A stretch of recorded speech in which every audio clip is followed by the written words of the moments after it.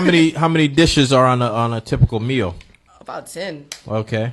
There's one of my students. I walked her and her grandmother home, and I didn't understand what she was saying, but I knew kind of what she wanted. And she fussed me out. She definitely fussed me out. 'Cause I was like, oh, thank you so much. I was like, sure, thank you. And I was trying to leave, and she's like, no. And she sat there, and she cooked the whole meal, like liver, eggs, tomatoes, rice, duck, chicken. Like, it was a whole spread just for me. And it was a great experience because she was like, I'm thank you so much for, trying to teach my granddaughter English. Thank you so much for just being here. And it was like one of those experiences. And I was like, oh, wow. And I was like, to me, I was like, no, I'm okay. I don't want to impose. But to her, she was just saying, thinking I was being rude by trying to walk away and leave. And eventually I got it. I was like, let me just sit here and, appreciate the moment. Because, right. You don't want to sit back here and pose and walking into someone's house or area just, last minute. But she was like, just thank you so much for coming. Thank you for, walking us halfway home the whole time on the way, home from school at the end of the day. So it was a nice experience. It was great.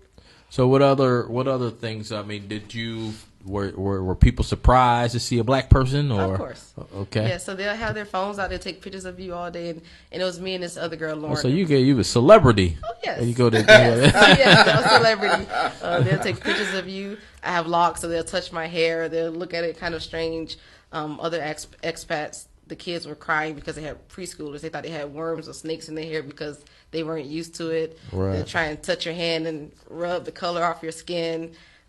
Just get really close to you. The trains are very crowded. There's a lot of people there, obviously. But just everywhere you go, they want to take a picture. They want to smile. I'm on FaceTime my mom, and there's a lady in the camera with me, and I'm like, hey, Mom, this is just somebody sitting next to me on the train. And they're waving, and they're excited to take a picture off their phone. But for them, they've never seen a person of color. So to see that, and they're like, wow, who are you? I didn't know you exist. I didn't know there was somebody else outside of my culture. It's like, you've seen it, but to see it in real life, and it's like a different feel. It's like, okay, wow, how are you doing? And they want to make sure they treat you right because thank you for coming to our country. Thank you for being here. And what part of China was it? Shenzhen. It's across the bridge from Hong Kong. Okay. Yes. Okay. Yeah. All right. So do you want to go back, or have you thought about going back? When I first came back, I wanted to go back for a while. I was like, oh, I'm ready to go back. It's great. And then all of a sudden time passed and you change your plans. Your life is directed into another path and you figure out what you want to do and how you want to move. And now I'm just happy where I am right now and the path that I'm pursuing. But it was definitely a thought. Definitely a thought to go back. All right. So what path are you pursuing? Oh, well, currently now I am pursuing a career as a professional bowler. There's not really many African-American females out there on tour. Currently, as of now, there's one. And I just want to You said now there's one? Yes. And that would be you? No, there's one. Gigi Mason. Oh, Gigi she's out Mason. there now on tour. Okay. I'm trying to be number 2. Okay. Okay. Just increase the publicity of African Americans and letting us know there's other sports out there outside of basketball or tennis or football. There's more things out there. Right. A lot of people say, "Oh, bowling is boring. Oh, I don't know what to do. I just go out there and have fun." But it's really an intricate sport. A lot of mental work, physical work, just emotional, and it's one of the things that challenges you every day. And I love it. Okay. I love going out there. And So what brought on this transition to professional bowling? You've been bowling for how long? You've been bowling? I bowled in college at FAMU. Okay. So, I was on the team. I wasn't that good yet, but I was on the team at FAMU, and it definitely sparked the love that I have now. Like, it enhanced the love that I have traveling and bowling and everything. Well, but what made you get on the bowling team? Did you grow up bowling or? Well, the Cloverleaf down here? They used to have Cloverleaf. And right before Cloverleaf closed, I think I just started bowling. So I didn't get the full youth experience.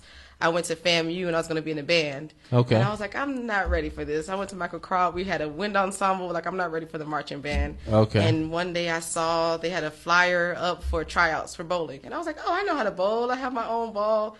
I went and tried out and I did not make the team. What? I did not make it. I thought I was good. I was not good. Something happened with some students, and I walked on, and ever since then, I've learned more and more and more about the sport, and I've become better, shot some career high scores, and changed my game there. So it was a walk-on situation that turned out to be a great story that led me to where I am today, where I am now. Okay. Yes. So how much bowling do you do now? What is a professional bowler's life like? How do you prepare? If I can bowl every day, I would. Okay. I would definitely bowl every day. We work out. We eat right. We work out, make sure we keep our arms and body in shape and strength. Go on the lanes and practice different approaches, releases, studying the lane patterns and the oil patterns, and it's a huge it's a huge array of things. But it's so how do you study the oil patterns of a bowling lane? Well, they'll give you a printout to say what is on the lane. Do you have different volumes, different lengths, and different out of balance areas? When you go to these professional tournaments, for the women, they surprise you. You find out 30 minutes to an hour before you bowl, and you have to be able to execute your shot from that little bit of time. Okay. The more you become used to it, the more you know how a pattern plays, the more you practice on it. You can look for certain things or certain characteristics of an oil pattern to see what you need to do or what not to do as you continue to, compete. So there's a specific way to oil the lane. There's a specific. So when I go bowling next time, I need to go to the thing when I get my shoes and get my little rental rental package. I need to be like, hey, I need the oil pattern of this lane. That's what I've been doing wrong all this time. That's why I ain't been beating oil or sand until last night.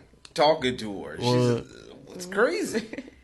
So they actually have some specs they could give you at the bowling lane to tell you what type of oil and the pattern that they put down.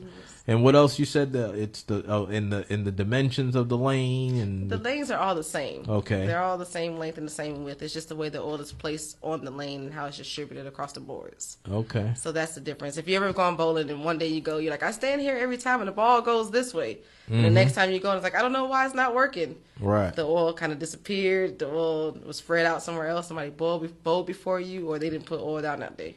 Right. There's various factors that affect how you bowl. The balls are different. So depending on the ball that you use kind of affects how it goes down the lane, how it doesn't, how it hits the pins. Right. There's just so many different components of it that helps to progress your game and help you to understand.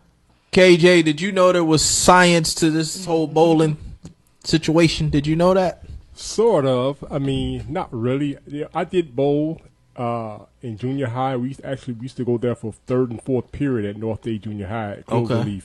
So we bowled for the entire year, but I didn't really think about the science of it. No. Okay. It was just all fun. Well, for those folks out there, let's talk about the money. Is there money involved in this sport? There is money involved in the sport. When you bowl in league, if your team wins, you can win some money. Okay. You pay out a league fee. You bowl with your team, and there's definitely some money that you can get from it, especially on the professional level too. It's something that anybody can do. Okay. Anybody can bowl, have a good time, join the league, and just go out and have fun on any Monday through Friday, even Saturday. So what about as a professional bowler? Are there sponsorships? I mean, how does it work? There are sponsorships within bowling. They have ball sponsors, which one of them is actually sponsored me for a tournament that I'm hosting. They have jersey sponsors. They have equipment sponsors like accessories, finger grips, thumbs, like anything you can think of. Pro shop sponsors.